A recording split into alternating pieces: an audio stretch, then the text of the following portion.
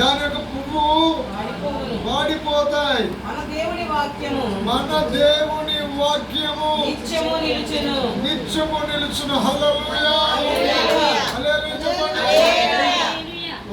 అదే మీ పెన్ ఉంటే దాన్ని అండర్లైన్ చేసుకోండి. మన దేవుని వాక్యము నిత్యము నిలుచున్న వర్డ్ ఆఫ్ గాడ్. ఈ వాక్యము 9వ లేఖనం కూడా చదువుదాం. సియోను సువార్త ప్రకటించుచున్నదానా ఉన్నత పర్వతం ఎక్కుము. చూడండి, సువార్త అని యెషయా ప్రవచన గ్రంథంలో రాయబడి ఉంది. ఈ 40వ అధ్యాయం అన్నప్పటికీ 40 మంది భక్తులు చూపిస్తున్నాయి, 40 మంది ప్రవక్తలు చూపిస్తున్నాయి. ఈ 40 మంది దైవ భక్తులు, దేవుని యొక్క యాజకులు మరి ఆయా కాలాలలో ఈ 66 పుస్తకాలు రాయడం జరిగింది. హల్లెలూయా.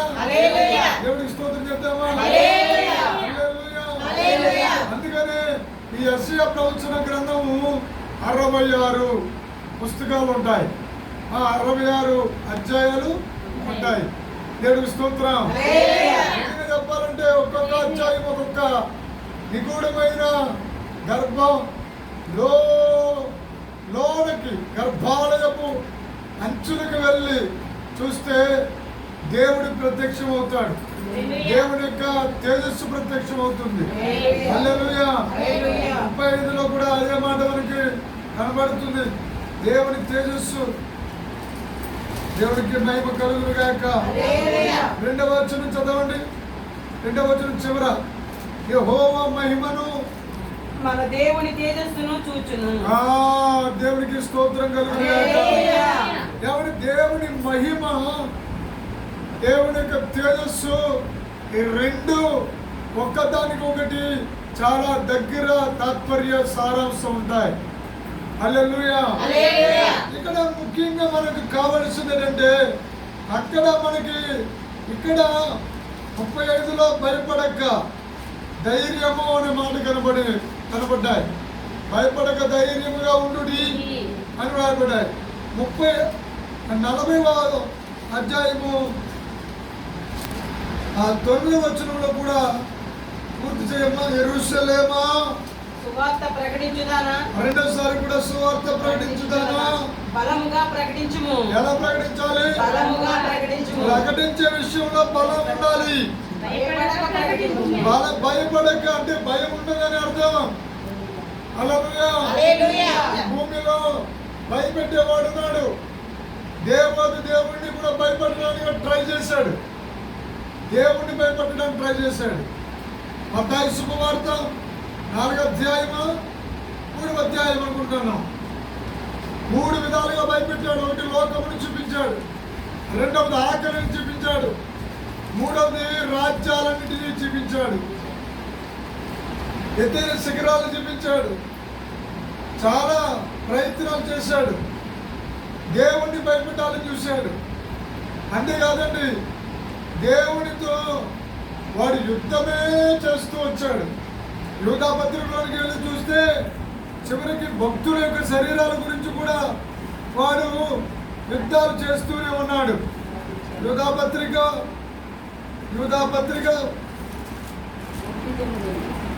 1:9 చదవండమ్మా. అయితే ప్రధాన దూత అయిన మిఖాయేలు అపవాదితో వాదించుచు. ఎవరితోటండి? అపవాదితో. ఎవరిని వాదించేంత పని వాడు ఎందుకు చేస్తున్నాడు? వాదన ప్రతివాదనలు అని మనకి ఎక్కడ వినపడతాయి? కోర్టులో వినపడతాయి, తీర్పులో వినపడతాయి. హల్లెలూయా. కానీ ఇక్కడ మనకి ఎవరితో వాదిస్తున్నాడు? దేవదూతతో వాదిస్తున్నాడు. అప్పుడు దేవదూత ఏమందో చూడండి. మోషే యొక్క శరీరమును గూర్చి తర్కించినప్పుడు దూషించి తీర్పు తెగింపక. అంటే శరీరము అనే మాట మనకు కనబడుతుంది ఇక్కడ. ఈ సందర్భంలో నా వైపు ఇలా చూడండి. శరీరంలో చెయ్యి ఉంటుంది, కాళ్ళు ఉంటాయి, కన్నులు, తల, ప్రతి అవయవ భాగాలు మనకి ఉంటాయి. కానీ బాగా ఇక్కడ జాగ్రత్తగా వినాలి. వాటి నిండా రక్తం ఉంటుంది, కానీ అవి ఏ పని ఏ అవయవము ఆ పని చేస్తూ వాటి ధర్మాలు నెరవేరుతున్నాయో లేదో చెప్పండి. చెప్పాలి. హల్లెలూయా. ఎక్కడైనా ఆగిపోతున్నాయా? లేదు. దేవుడు చేసిన సృష్టిలో, దేవుడిచ్చిన ఆయుష్కాలం అంతటిలో, దేవుడిచ్చిన ఆరోగ్యం అంతటిలో అవి ఏం చేస్తున్నాయంటే వాటి ధర్మం అవి నెరవేరుస్తున్నాయి. వినికిడి వింటున్నాయి, చూపు చూస్తున్నాయి, మాట మాట్లాడుతున్నాయి, ఆలోచిస్తున్నాయి, దేహం అంతా అలసిపోయినప్పుడు పడుకుంటున్నాయి. పడుకున్నప్పుడు కొంతమందికి చేతులు కదులుతుంటాయి, కొంతమందికి కాళ్ళు కదులుతుంటాయి. అవునే కదా? కొంతమందికి నాలుగు కదులుతుంటాయి, కొంతమంది ఇక ఆ నిద్రలో పోయాడు కానీ కళ్ళు చూస్తూనే ఉంటాయి. కొంతమంది నిద్రలో నడకల ఈ గదిలో నుంచి ఆ గదిలోకి వెళ్ళిపోతున్నాడు. ఎలా వెళ్ళిపోతారో తెలుస్తారు. ఆ గదిలో ఈ గదిలో వచ్చేస్తారు. తర్వాత ప్రశాంతంగా మళ్ళీ పడుకుంటారు. శబ్దాలు గట్రా ఆల్రెడీ ఏమి అది ఏర్పడతాయి కానీ అవయవాలు ఏర్పడతాయా? లేదండి. అలాంటి పరిస్థితుల్లో కూడా ఐక్యంగా ఉంటాయి. అవునా కదా? స్తోత్రం చెప్పాలి. 133 కీర్తనలు అంటారు శాశ్వత జీవము, ఆశీర్వాదము అక్కడే ఐక్యతలోనే ఉన్నాయి. దేవుడికి స్తోత్రం. ఇప్పుడు నాకు ఒక మాట చెప్పాలి. ఇప్పుడు ఈ కాలుకి ఒక దెబ్బ తగిలింది. ఈ కాలుకి దెబ్బ తగిలినప్పుడు మనం అంతా దేని మీద దృష్టి పెడతాం? మరి పక్కన కాలు బ్రహ్మాండంగా ఉంది కదా, నాకు పని చేసుకుపోతుంది కదా, మరి దాన్ని ఎందుకు పట్టించుకోము? చేతులను ఎందుకు పట్టించుకో? మిగతా వాళ్ళు పట్టించుకోము. ఈ అంతసేపు దీన్నే దుద్దేస్తాం దూదులతో. దుద్దేసి శుభ్రంగా కొట్టుపెట్టేసి ఎంత శ్రద్ధ చూపుతామో. అలాగే దేవుడు కూడా ప్రపంచంలో దేవదూతలు పడిపోలేదు. కొన్ని దేవదూతలు పడిపోయాయి కానీ మిగతా దేవదూతలన్నీ దేవుడి దగ్గర ఉన్నాయి. ఆ దేవదూతలలో ఒక దేవదూత మికాయేలు. ఆ మికాయేలు భూలోకంలోకి వచ్చింది. భూలోకంలోకి వచ్చి మోసే యొక్క శరీరం గురించి, ఆ శరీరాన్ని పట్టుకెళ్ళడానికి వస్తున్నప్పుడు ఆ శరీరం దేవుడికి మహిమ సన్నిధితో నింపబడ్డాయి. మోసే కొండ ఎక్కి ఆ సినాయి పర్వతం నుండి వస్తుంటే ఆ మొగ్గం మీద ఉన్న మహిమను చూడలేక ఏం చేశారంటే మోసేను ముసుగు వేసుకోమన్నారు. హల్లెలూయా. జాగ్రత్త వినాలి. మనమందరం ఎవరు అంటే ముసుగు లేని మహిమలు. మన ముసుగు యేసు తీసేసారు. ఆమేన్. కొలొస్సీయులకు రాసిన పత్రిక ఇక్కడ రాయబడి నేను చెప్పాను కదా వాదిస్తాడని. కానీ ఈ వాదించేవాడు విరోధి. ఎవరు చెప్పండి? విరోధి ఆత్మ. ఆ ఆత్మ ఎప్పుడో ఓడిపోయింది. స్తోత్రం చెప్పండి. ఇప్పుడు ఏది తీయమన్నాను మిమ్మల్ని? కొలొస్సీ పత్రిక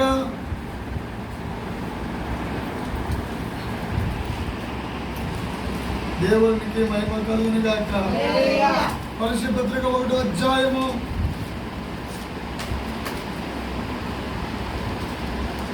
దేవుని బిడ్డలారా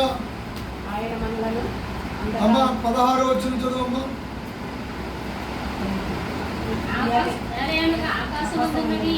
ఆకాశమందు ఉన్నవి ఆగండి. ఆకాశమందు ఏమున్నాయి? ఎప్పుడైనా మనకి ఏం కనబడ్డాయా? సపరేట్లా ఎప్పుడైనా మనకి హలో గుడ్ మార్నింగ్ అన్నాయా?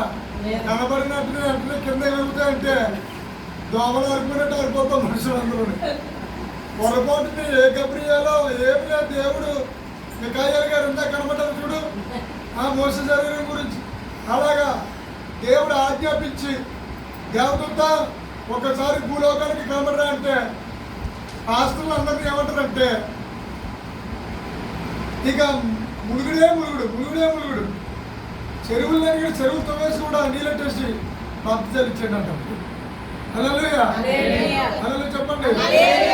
కానీ దేవుడు ఏం చేశాడు? పరలోకమందు ఉన్నవి అప్పుడప్పుడు ఇదో డౌట్ అండి. పరలోకం అంటామా? డౌట్ వస్తుంది. డౌట్ పరలోకం ఉన్నట్టు నీ డౌట్ రావాలి. ఎందుకు డౌట్ రావాలి? నువ్వు మనిషివని అర్థం అవడానికి. హల్లెలూయా. నువ్వు బలహీనుడివి, బలహీనురాలివి. హల్లెలూయా. దేవుడు లేడని బుద్ధిహీనులు అనుకుంటారట అని వాక్యం రాయబడి ఉందా లేదా? అందుకోసమే నాస్తికులు బయలుదేరారు. నాస్తికుల సంఘం ఉంది కదా, వాళ్ళు ఏమంటారంటే దేవుడు లేడు అంటాడు. తర్వాత వాళ్ళు ఏ గ్రంథాన్ని నమ్మరు, కానీ భూమి మీద విశ్వాసం బ్రతికే ఉంది. ఆమె చెప్పండి. హల్లెలూయా. కొలసీ పత్రికలోనే అద్భుతమైన మాట చదువుకుని మనం ఎదురుకి వెళ్దాం. భూమి ఎందున్నవి దృశ్యమైనవి, అమ్మాయి దృశ్యమైనవి అంటే కంటి కనబడేవి, ఆ తర్వాత అదృశ్యమైనవి. ఇదిగో మళ్ళీ పరలోకం అదృశ్యంగా ఉండేవి. మనకు కనబడతాయండి బాబు? నన్ను కనబడవు, కనబడలేదు కదా అని చెప్పి నేను నమ్మరా? నేను ఎందుకు నమ్మాలి? నేను నమ్మను అని అన్నాం అనుకోండి. మనం రేపు పొద్దున మనకి ఎలా ఉంటుందంటే మన బహుమతులు ఉండదు. స్తోత్రం చెప్పండి. దేవుని వాక్యం మనకి ఎలా చెప్పబడుతుంది. హల్లెలూయా. చదువమ్మా. సింహాసనములైన ప్రభుత్వములైన ప్రధానులైన అధికారులైన సర్వము ఆయన యందు సృజింపబడెను. ఆయన యందు సృజించబడ్డాయి. ఆయనెవరు మనకు తెలియాలంటే ఎబ్రీ గ్రంథం 1వ అధ్యాయము 2వ లేఖనం చదువుకుంటే మనకు అర్థమవుతుంది. త్వరగా బిడ్డ. ఎబ్రీ 1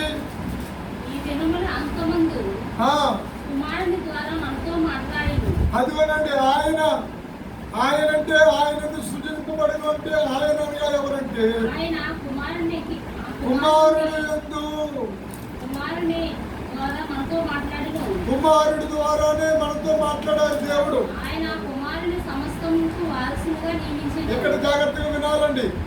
మోషే కూడా అన్నాడు, మనలాంటి ఒక ప్రవక్త అన్నారు లేదా? మనలాంటి ఒక ప్రవక్త రాబోతున్నాడు అని మోషే గారు తెలియజేశారు. ఆ ప్రవక్త ఎవరంటే నజరేయుడని యేసు. అంతేకాకుండా మోషే గారు అన్నారు మహోన్నత విద్య అని తన గ్రంథాలు వివరించారు.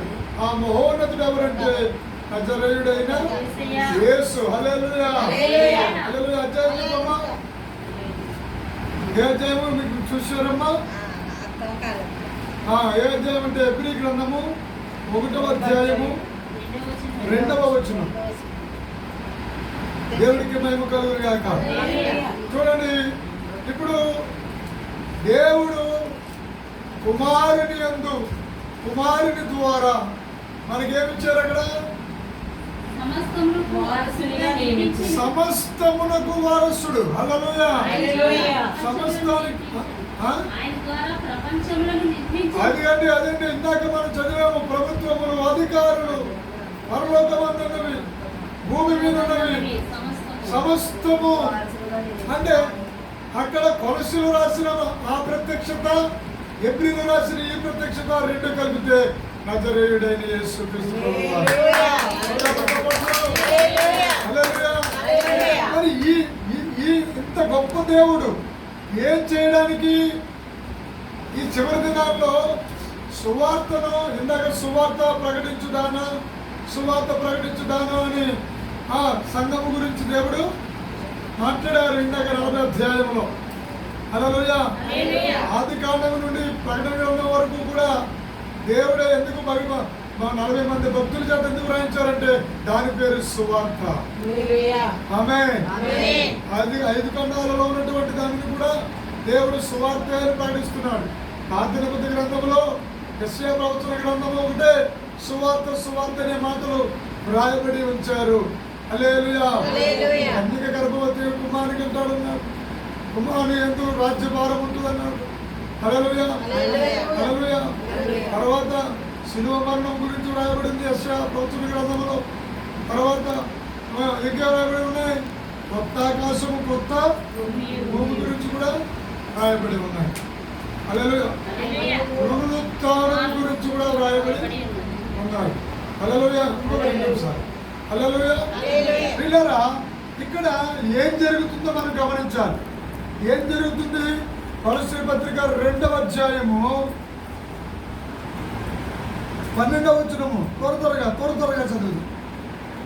మీరు బాప్తిసమందు అదిగో దేవుడు కుమారుని యందు ఆయనతో కూడా ఏమండి? కుమారుని యందు అంటే కుమారుడైన నజరేయుడైన యేసుక్రీస్తు ప్రభువు వారిని విశ్వసించి ఆ తర్వాత ఏం చేయాలి? రెండవ పని, మీరు బాప్తిసము పొందాలి. ఈ దినాల్లో బాప్తిజం అంటే నిర్లక్ష్యం అయిపోయింది. ఈ దినాల్లో బాప్తిజం అంటే అదొక క్రైస్తవ మతం కింద చూస్తున్నారు. క్రైస్తవ మతం కాదండి, అది మోక్ష మార్గానికి ఒక సత్య జీవ మార్గం. అది బాప్తిజం తీసుకోకపోతే చాలా ఘోరమైన దెబ్బ తింటాం. ఆ దెబ్బ తిన్న తర్వాత మరి దానికి మందేసేవాడు ఎవరు ఉన్నాడు? హల్లెలూయా. ఏటా దెబ్బ అంటే పాప రోగమునకు దెబ్బ. హల్లెలూయా. పాప రోగానికి ముందు అది తినకుంటే కలుగుని నీకు పెద్ద పరిగెత్తి తినకుంటే నీకు దొరకదు ఇంకా మందు. హల్లెలూయా. ఆయనతో కూడా పాతి పెట్టబడిన వారై అమ్మ నీటి బాప్తిజం తీసుకోవాలి పిల్లలారా. అదే వాక్య సారాంశమైనది. అదే దేవుడి వాక్యంలో ఉన్నటువంటి మహద్భాగ్యమైనటువంటి మర్మం. వాక్యానుసారముగా పాతి పెట్టబడాలి. యేసు పాతి పెట్టబడారు. ఆయనను మృతులలో నుండి లేపిన ఎవరెవరు ఇక్కడ మనకి ఎంత వివరంగా ఒప్పుకుంటున్నారో చూడండి. ఇక్కడ కొంచెం దెబ్బతింటున్నారు చాలా మంది అర్థం చేసుకోలేక. అందుకే మరి యేసు ప్రభువారు దేవుడు కాదని చెప్తుంటారు. ఆయనేమో కుమారుడు, మళ్ళీ ఆయనకు కూడా దేవుడు ఉన్నాడు. ఒక తింగరుడా, ఒక అంగరుడా, ఒక అవమాకుడా. నేను చెప్పేది ఏంటంటే అంగరుడని మనం తీసేద్దాం. హల్లెలూయా. మరి వాళ్ళందరూ చక్కగా హల్లెలూయా హల్లెలూయా. అంగరులు ఎవరు తింగరులు కదమ్మో, మేధావులే. దేవుడికి స్తోత్రం. హల్లెలూయా. ఏంటంటే అదే మాట వరుసగా వచ్చేది అంతే. స్తోత్రం చెప్పండి. రాస బాగుంది కాబట్టి. హల్లెలూయా. కానీ ఇక్కడ వ్రాయబడిన మాట ఏంటంటే దేవుడు వేరు కుమారుడు వేరు అని యెహోవా సాక్షులు బయలుదేరారు. యెహోవా సాక్షుల సంఘం బయలుదేరింది. రాజమండ్రిలో ఉంది. అక్కడెక్కడ కూడా ఉన్నారు వాళ్ళు యేసయ్య అంటే ఒప్పుకోరు, యేసు దేవుడు అంటే ఒప్పుకోరు. యేసు దేవుడు కుమారుడే అంటారు. ఆయన కూడా మన్నాటుడు అంటారు. మన్నాటుడు ఎలాగయ్యాడు? తింగరుడా. ఆయన మరియమ్మ కడుపున పుట్టలేదు. మరియమ్మ కడుపున పుట్టలేదంటే మళ్ళీ దొంగపోదంటాం. అది కాదు, మరియమ్మ గర్భాన్ని వాడుకున్నాడు ఆయన. హల్లెలూయా. మరియమ్మ గర్భాన్ని వాడుకుంటే మరియమ్మ పోలు తాగలేదు అంటారు ఇంకొకడు. మరి గేదె పోలు తాగలేదా? మనం గేదె అరుతున్నామా? చెప్పండి. గేదె పాలు తాగినంత మాత్రాన గేదె లక్షణాలు ఏమైనా మాపు తెల్లగడ్డలు ఎవరిలో కనబడ్డాయా? చెప్పరేంటి? ఉన్నటువంటి తోక మలుస్తూ చెవులు పెద్ద ఎగుతూ అని అమ్మ తినేసాగా ఒక గోడ జారిపడి నవరాత్రమా అల్లేలు చెప్పండి. ఆ మట్టి పెద్ద పాలు శుభ్రంగా వదలది. వాళ్ళంతా రంగరించేస్తున్నారు కదా. హల్లెలూయా. నాకంటే ఎక్కువ వాళ్ళే తాగేస్తున్నారు వదలది. హల్లెలూయా. అవునే కదండి. అయినంత మాత్రాన వాళ్ళు గేదె లక్షణములు కలిగి జీవించడం లేదు కదా. ఆవు లక్షణములు కూడా లేవు కదా. హల్లెలూయా. అందుకని మరియమ్మ పాలు తాగినంత మాత్రాన మరియమ్మ జిన్స్ ఆయనలోనికి వెళ్ళలేదు. హల్లెలూయా. దేవుడు గర్భమును వాడుకున్నాడు. గర్భంలోనికి ఈరోజు నాగజాతి ఉండాలి. పిల్లలు లేకపోతే మనలోని వీరీకరణాలు తీసి జాగ్రత్తగానండి. పిల్లలు లేకపోతే ఆ వీరీకరణ ఎవరితో ఆ వీరీకరణ తీసి పిల్లలు లేని వారు పిల్లలు ఉన్న వాళ్ళకి అలాగే టెస్ట్ బేబీ అదిగో మనకి చెప్పేవారు బిడ్డ. హల్లెలూయా. అది అన్నం కూడా పంపుతున్నారు. అప్పుడు ఆ ఫలదీకరణ జరుగుతుంది.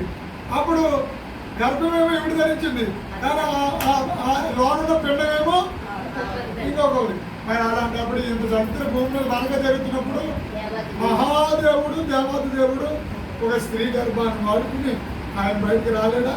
అలాగే వాక్య ప్రవచనాలను నెరవేర్చడానికి మరియమ్మ గర్భంలోకి వచ్చారు. చప్పట్లు కొట్టి అబ్బాయి ఎందుకు వచ్చారు? ఆయన భూమి మీద సుఖపడడానికి రాలేదండి. ఆయన 2వ సంవత్సరంలోనే అనేక మంది పిల్లలను బలిచేసాడు. సాతాను నరికేశాడు. రామ అంతా రక్తపాతం అయిపోయింది. కానీ అక్కడ చాలా జాగ్రత్త వినాలి. బలి అవ్వడానికి యేసయ్య భూమి మీదకి వస్తే వాడు పుట్టుకు నుంచే చంపేద్దామని ఆడి పని. కానీ బలియజ్ఞము దేవుడు చేయాలి. దేవుడు చేయాలంటే ముందు దేవుడే భూమి మీదకి లేఖనాధారంగా వచ్చాడు. అందుకే ప్రారంభం ఏం చదివి 40 అధ్యాయంలో మన దేవుని వాక్యము అని మనం చదువుకున్నాం. హల్లెలూయా. ప్రకటన గ్రంథంలో దేవుని వాక్యం అనే నామం ఆయనకి ఉందండి. హల్లెలూయా. మహాదేవుడు ఎందుకు మనకి ఈ యేసుక్రీస్తు ప్రభుల వారిని ఎందుకు భూమి మీదకి పంపారంటే, అమ్మాయి జాగ్రత్తగా విను. హల్లెలూయా. రక్షణ పొందుకోకుండా వాయిదాలు వేస్తున్న సోదరుడా సహోదరుడా నేను చెప్పేది జాగ్రత్తగా వినాలని ప్రభు పేరిట మీకు తెలియపరుస్తున్నాను. హల్లెలూయా. అసలు దేవుడి పేరు కృప, యేసయ్య పేరు కృప.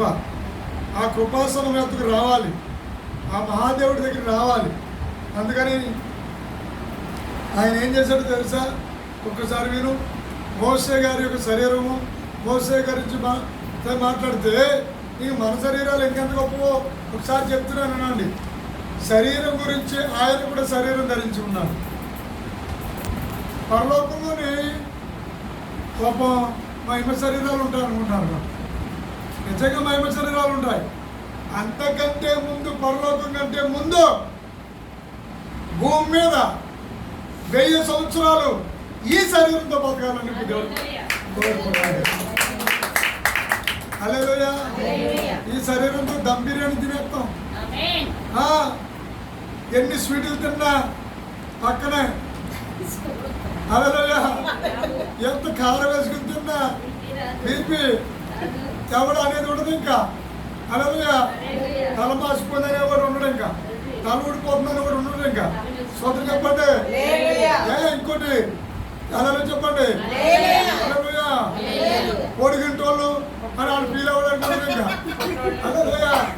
కింద ఒక తగ్గిగా ఉన్నారు కొంచెం అన్నవాళ్ళు అది ఉంటుంది. ఇంకా అడుగుడి మీకు ఇవ్వబడిన అందరికీ ఏది కావాల్సింది, ఏ కొద్దువ ఉండదు. మీ ప్రతి బాష్ప బిందువు తుడిచివేయబడతాయి. 1000 సంవత్సరాలు, ఒక యుగం దేవుడు మనకు బహుమతి ఇస్తాడండి. అంటే దాసరం అంతా మీదే. హల్లెలూయా. అంజురంతా నాదే. సోదరు చెప్పండి. పట్టణాలు రాష్ట్రాలు దేశాలు దేవుడి పిల్లలకి ఇచ్చేస్తాడు. హల్లెలూయా. దేవుడు ఎంత గొప్పడో. మరి అలా చేయడానికి ఆ రాజ్యంలోకి వెళ్ళాలని ఉందండి. ఉందా మనకి? దేవుడి రాజ్యంలోకి వెళ్ళాలని ఉందా? వెళ్ళాలంటే తప్పగా ఏం చేయాలని అందాక బాప్తిసము చదివేదమ్మా.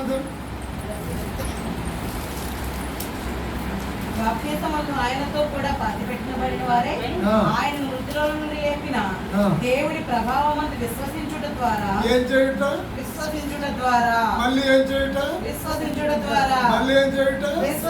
ద్వారా. ఎందుకని సార్ చెప్పించానంటే దాని మీద నిలబడకుండా చేసేవాడే విరోధైన అపవాది. విశ్వాసం కనబడుతుందా? కనబడదు. విశ్వాసానికి ఆధారాలు ఉన్నాయా? వాక్యమే ఆధారం. హల్లెలూయా. హెబ్రీ గ్రంథము 11వ అధ్యాయము 1వ వచనంలో మొత్తం అధ్యాయం అంతా విశ్వాసం కోసమే రాయబడి ఉంది. కాబట్టి పిల్లలారా ఇప్పుడు 13, 15 చదవండి.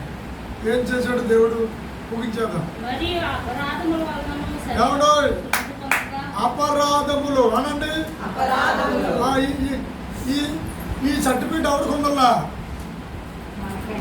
అది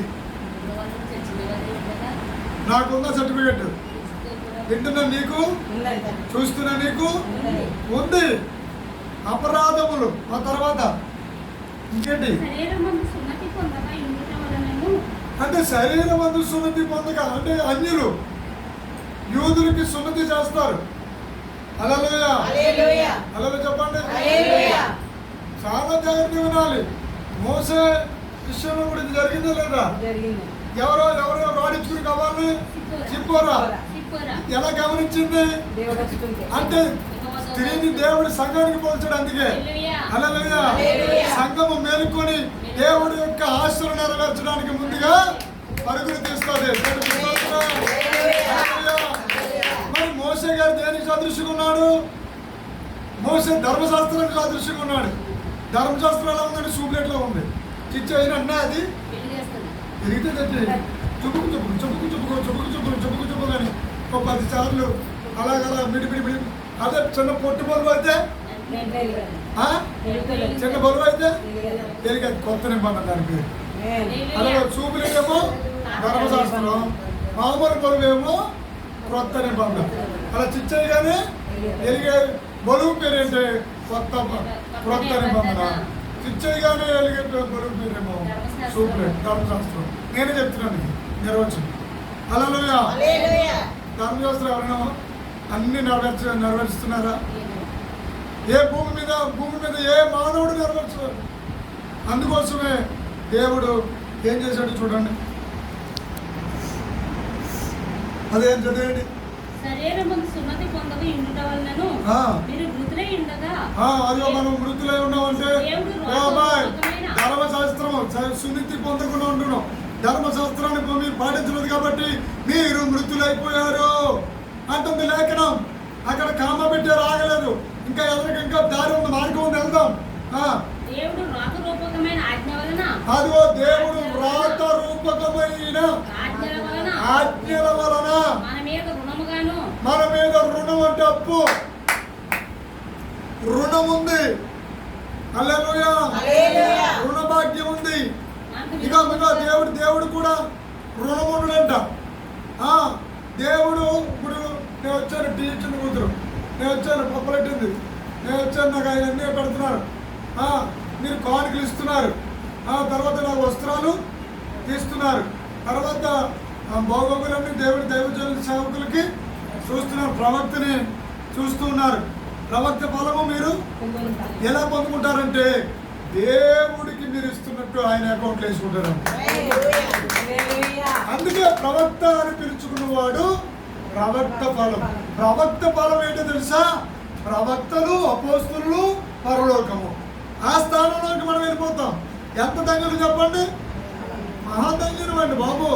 చాలా చాలా అదృష్టవంతులు మనం. ప్రవక్త ఆత్మ ప్రవక్తల స్వాధీనంలో ఉంటాయి. అలాగే మీ మీద ప్రవక్తల అభిషేకం రిలీజ్ అయినప్పుడు మీ ఆత్మలు కూడా మీ స్వాధీనంలో వచ్చేస్తాయి. హల్లెలూయా.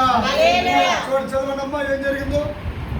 ఆజ్ఞల వలన మన మీద రుణముగాను మనకు విరోధముగాను అదిగో ఇందాక విరోధి ఎవడో అపవాది వాదించడం లేదండి. కానీ ఇక్కడ కరెక్ట్ దేవుడు అంత బాగా వివరిస్తున్నాడు. ఉండిన పత్రము మేకులతో సిలువపట్టి సిలువకు కొట్టి మనకు అగ్రిమెంట్ జరిగింది, రిజిస్ట్రేషన్ చేయాడు. ఎప్పుడు అగ్రిమెంట్ ఏమో పాత నిబంధన కాలంలో జరిగింది. అగ్రిమెంట్ పాత నిబంధన కాలంలో జరిగింది. రిజిస్ట్రేషన్ ఎప్పుడు జరిగిందంటే శిలువ మీద జరిగింది. అగ్రిమెంట్ అయితే కాగితాల మీద పంపిస్తాడా? రిజిస్ట్రేషన్ అయితే కాగితాల మీద పంపిస్తారా? అవునా కదండి.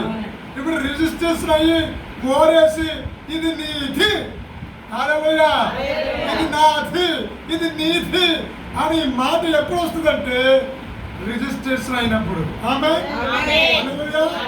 అందుకే యేసు ఏం చేశాడు చూడండి, మనల్ని కొనుక్కుని దాని మీద చేవ్రాతను తీసివేసి యేసు ప్రభువారు ఆ చేరాత, ఆ కొండ మీద ఇచ్చిన 10 ఆజ్ఞలను ఆ చేరాత చేయొచ్చి రాసింది కదా, ఆ ఆజ్ఞలన్నీ తుడిచేసి మనకు అర్థం లేకుండా దానిని మనకే ఆనందం, మనకే ఆనందం. అర్థం లేకుండా ఎక్కడ తప్పి దేవుడి సన్నిధిలోకి వెళ్ళే ముందు అడ్డొచ్చు, ప్రార్థన గదిలో అడ్డు రావచ్చు, ఆరాధనలో అడ్డు రావచ్చు, వాక్య ధ్యానంలో అడ్డు రావచ్చు. కానీ ఈ అడ్డులేమి లేకుండా తుడిచివేసి మన అపరాధములన్నిటినీ క్షమించి అపరాధములను క్షమించి ఆయనతో కూడా మిమ్మల్ని జీవింపజేసేను. ఏదో అందరూ ఒక మాట అనండి. మన అపరాధములను ఎగరాలి ఎగరాలి గట్టిగా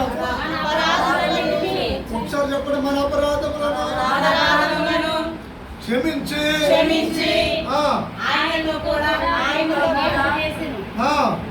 మిమ్మల్ని జీవింపజేసేను. పత్రమును మేకులతో సిలువకు కొట్టే పత్రం అనగా యేసయ్యే, యేసు ప్రభువారే అగ్రిమెంట్ కాగితం. హల్లెలూయా. ఆ అగ్రిమెంట్ అయింది. ఏలేరుగా కన్యక గర్భవతి కుమారుడు అతని నడువయసులో ప్రతి యమన కాలం ముందు ఆయన శిలువ మీద వేలాడి రక్తము చిందించి మరణించి 3వ దినమున లేచి హల్లెలూయా ఇదంతా జరిగి ఎందుకు చేశారంటే అర్థం లేకుండా కానండల్లా అర్థం లేకుండా హల్లెలూయా దానిని ఎత్తి అపరాధాలు క్షమించేసి ఆయనతో కూడా మిమ్మల్ని జీవింపజేసెను. జీవము ఇచ్చేసాడు యేసయ్య. ఆయన ప్రధానులను అధికారులను నిరాయుధులుగా చేసి ఎక్కడో చదివాం మనం ఈ మాట. ఎక్కడెక్కడ అక్కడే చదివాం. కొలసీలోనే 1:16 చదివాము. ఇక్కడ 2:15 ఏం మాట్లాడుతున్నారంటే ప్రధానులను అధికారులను నిరాయుధులుగా చేసి ఎవడో ఆయుధాలు లేని వాళ్ళు యుద్ధంలో గెలవగలరా చెప్పండి. శిలువ చేత ఆయుధాలు అంటే ఏంటి చెప్పండి. నువ్వు చేసావు కదా పాపం నాకు వెళ్దానుకుంటున్నావా? ఒక ఆయుధం పట్టుకున్నాడు. నువ్వు బాల్య దినాల నుంచి పాపవే వీడు ఇలాగంటున్నాడు అపవాది. కానీ వాక్యం ఏమన్నా తెలుసా? దావీదు గారి నుంచి. అందుకే దావీదుని దేవుడు ఏమన్నాడంటే దావీదు కుమారుడు అని పిలిపించుకున్నాడు. దావీదు ఏమన్నాడంటే నా తల్లి నన్ను పాపంలోనే గర్భము ధరించింది. ఎక్కడ రాకపోయాడు? గర్భంలో ఉన్నప్పుడే పాపిని ఒప్పేసుకున్నాడు. హల్లెలూయా హల్లెలూయా. నా ఎముకలు పాపంలోనే కన్ను నేను పాపంలోనే భరిస్తున్నాను. హల్లెలూయా. చాలా దావీదు గారు మాట్లాడిన విషయాలు భవిష్యత్తులో మాట్లాడతాను. దావీదు గారిలో ఇంకొక అద్భుతమైన కోణం ఉంది. ఆ కోణం చెప్తే మన కోణాలు బదలిసిపోతాయి. ఎందుకంటే టైం అదనమాట. హల్లెలూయా. మన కోణాలు జారిపోతాయి. హల్లెలూయా. ఇక్కడ సిలువ చేత జయోత్సాహముతో వారిని పట్టి తెచ్చి బాహాటముగా వేడుకకు కనుపరిచెను. అదనమాట. దేవుడి మాటలు దీవించి ఆశీర్వదించును గాక. ఆమేన్. అంటే ఈ రోజు మరి వారికి అలా జరిగితే మరి మనకి ఎలా జరుగుతుంది? ఇప్పుడు రండి 35లోకి. ఇప్పుడు మూసేటప్పుడు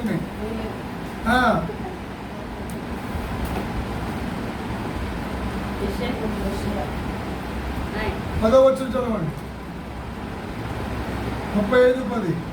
యెహోవా విమోచించిన వారు పాటలు పాడుచు తిరిగి సియోనుకు వచ్చెదరు.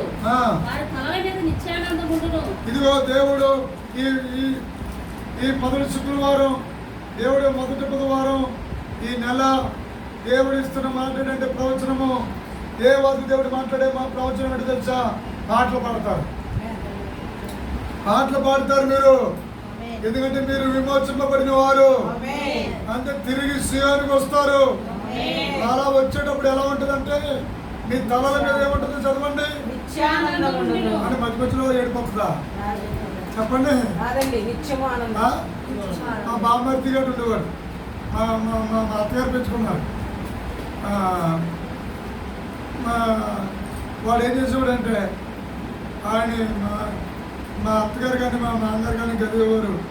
చదివితే వాడు మధ్య మధ్యలోనే ఏడు చేసేవాడు, మళ్ళీ నవ్వేసేవాడు.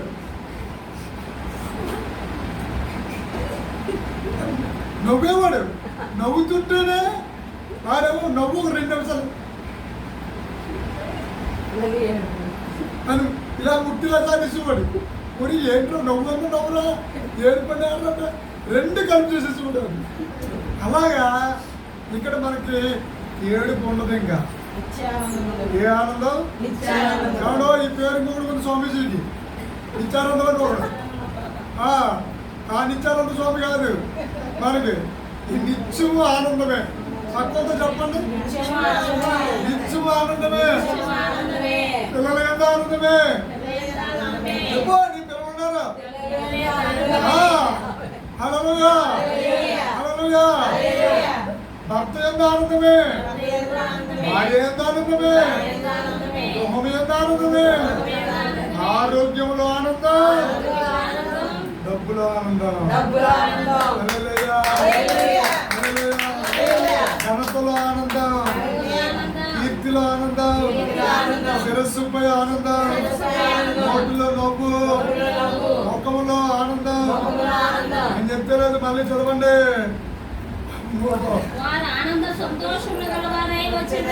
ఎలా వస్తారమ్మా? ఆనంద సంతోషం గలవారై వచ్చేదారు. చివరిలో మాట ఒక గొప్ప గిఫ్ట్ ఎత్తున్నారు చూడండి. ఈ నెల మీరు ఎవరికైనా ఉందా దుఃఖం? ఉందా దుఃఖము? దుఃఖము నిట్టూర్పు ఎగిరిపోతాయి ప్రవచనం ఇది. హల్లెలూయా. ఏ విషయంలో దుఃఖపడుతున్నావో, ఏ విషయంలో నిట్టూర్పు ఉందో, నిట్టూర్పు అంటే ఆలోచనలో ఉండిపోతాం. టైం తెలియదు, రోజు తెలియదు, కాలం తెలియదు, ఆకలి తెలియదు, నిద్ర తెలియదు. అలాగా మనం నలిగిపోతాం. ఎవరో మనము వచ్చి తరుగుతున్నట్టు అనిపిస్తాయి, ఏదో జరుగుతుందని నన్ను అనిపిస్తాయి, భయం అనిపిస్తాయి, ప్రకృతి మనను ఎప్పుడు దాడికి వెళ్ళిపోయినట్టుగా చేస్తాయి. కానీ వీటన్నిటిలో నుండి మనం విడుదల పొందబోతున్నాం. ప్రకృతిని కాళ్ళ కింద తొక్కబోతున్నావు. హల్లెలూయా హల్లెలూయా. దుష్టుని కాళ్ళ కింద తొక్కబోతున్నావు. హల్లెలూయా. నీ భయాన్ని నీవు జయించబోతున్నావు. 54వ అధ్యాయం అంటాడు, భీతి నీకు దూరంగా ఉంటాయి. భయము నీవు భయపడనక్కర్లేదు. వచ్చే బుధవారం మెసేజ్ అంతా వినండి. ఈ దాంట్లో ఈ మాటలు చాలా వరకు దాంట్లో ఎక్కువ దొరుకుతాయి. దేవుడి మాటలు దీవించి ఎలాగా బిడ్డ నీవు నీతి గలవాడవై, నీతి గలవాడవై స్థాపించబడతావు. నీవు భయపడనక్కర్లేదు. బాధించే వారు నీకు దూరం అయిపోతారు. భీతి అనగా భయము, దిగులు, దడ అన్ని దూరంగా ఉంటాయి. అవి నీ దగ్గరికి రానే రావు. దేవుడి మాటలు ప్రార్థన చేసుకుందాం. దేవుడి మాటలు ఆశీర్వదించును గాక. ఆమేన్.